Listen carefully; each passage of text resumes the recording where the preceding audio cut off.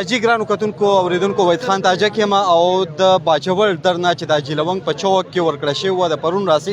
نن پای ته ورسېدله د دغې درنې چې کوم منتظمین دي د درنه چې د چا په نګرانۍ کې ورکړه شو هغه زما سره دي محترم عبیدالرحمن چې د عوامي نیشنل پارټۍ سینیر رهنما دی د باجوړ سماجي سیاسي خدماتو کې پیش وي عبید صاحب دا درنه څه لپاره وه؟ وحید صاحب ډېره مننه تاسو دلته راغلی یو دا درنه چې څو ورځې مخکې زمونږ په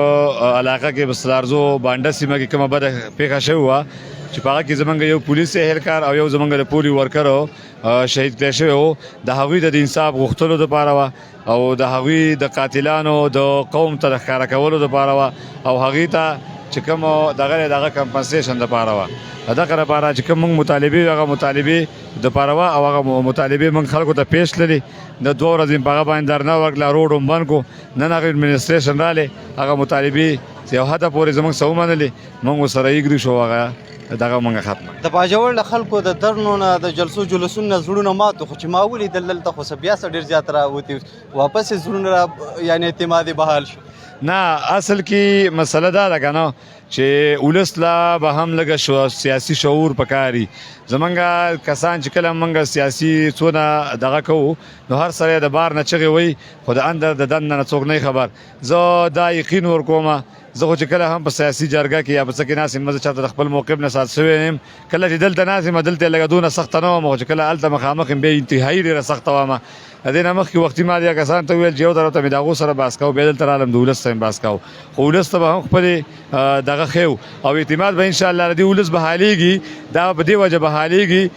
چې دلته په هر وګړي باندې ایکشن واخیستی شي که هغه غریب وي که هغه مالدار وي که هغه سیاسي وي که هغه خان وي حقیقت دا کله کله دلته زموږ په باجوړ کې چې کله هم احتجاجونه شوي دي په داسې خلکو شوي دي چې هغه څه اثر رسوخ لري الحمدلله موږ په داسې یو کس باندې راوستي چې اوسه پورې زموږ سره پلار هم نه دی راوتی ترې هم راسره نه دی راوتی هغه ټول چې کوم دي خپل غم ته ناست دي موږ د کلي خلک د علاقې خلک او بیا ټول د باجوړ خلک ټول د تحصیل خلک هغه رالو او زموږ سره ودرېدو که دغه شانته موږ د خپل کلي د خپلو بچو د خپلو غریب ولس ته ودرېږو ان شاء الله تعالی د دې عوامو اعتماد به خامخا به حل کیږي او بیرته به زموږ سره ودرېږي ډېره مننه واجد صاحب موږ سره دی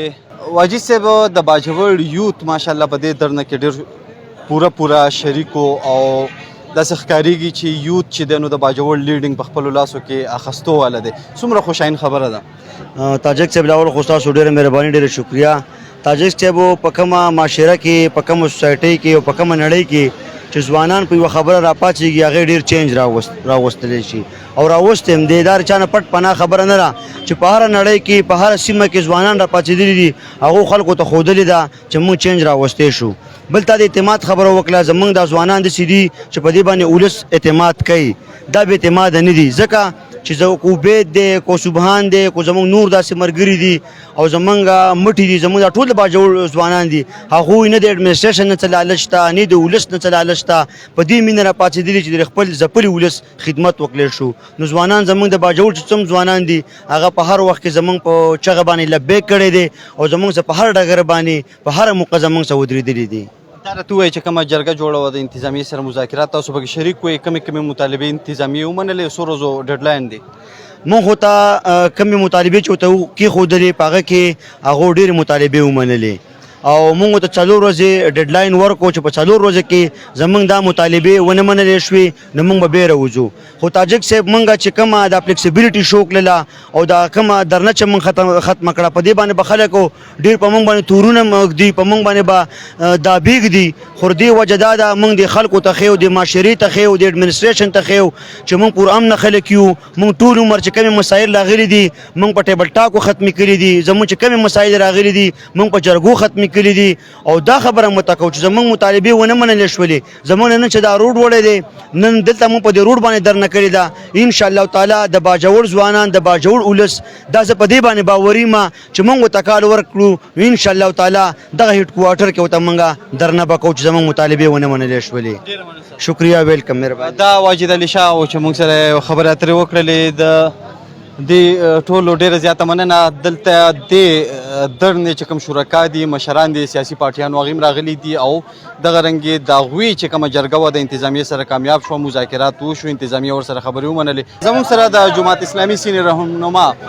محترم هارون رشید صاحب موجود دی څه مطالباتو د دې درنې د شرکاو او چا سره مذاکرات وشو څه یې ومنل؟ بسم الله الرحمن الرحیم. دا درنه چې پرون نه دلته روانه وه جاري وه جلونګ په دې مقام باندې او هغه چې کوم یو حادثه او واقعات شوي په بانډه کې کوم کې چې یو زمونږ د تلي یو پولیو ورکر او ورسره یو پولیس سپاهي شهید شوی نو په هغې حواله او کوم چې یو عمومي بدامنۍ یو لهر دی صورتحال دی په دې ټول باجوړ کې هم دی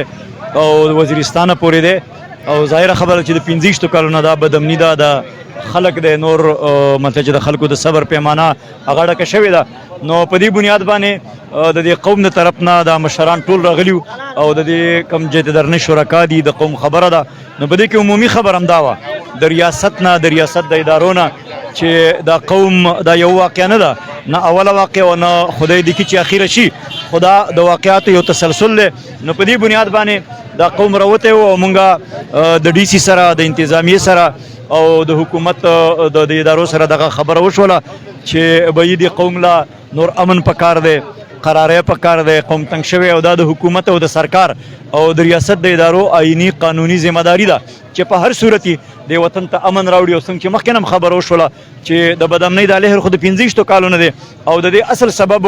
امریکا وا نیټو وا چې د وطن ته راغلي او امریکا او نیټو د افغانستان او پاکستان د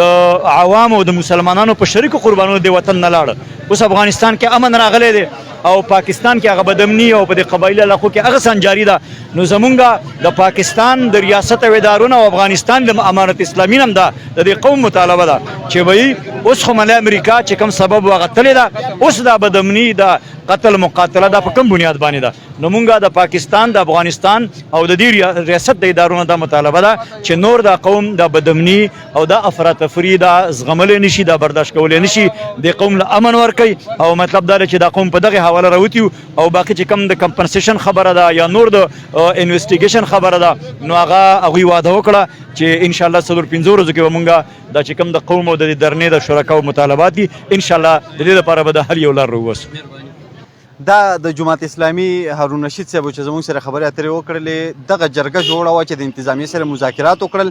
او مذاکرات کامیاب شو انتظامیې ته چې کومې مطالبې خوستې وې انتظامیې هغه ټولې ومنلې او د 4 ورځو مهلت ورکړو د درنې د شرکاو دا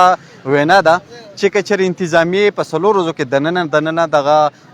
مطالبې ونه منلې نو د دوی سره نه خو دا چوک چرته تللی نه دا سړک چرته تللی او نه د عوام چرته تللی هم دا عوام به هم بیا دې چوک ته راوځي او بیا به یو داسې درنه وي چې انتظامیې سره به هېڅ قسمه د ډیلینګ دپاره یا د سمجوتې دپاره تیاره نه وي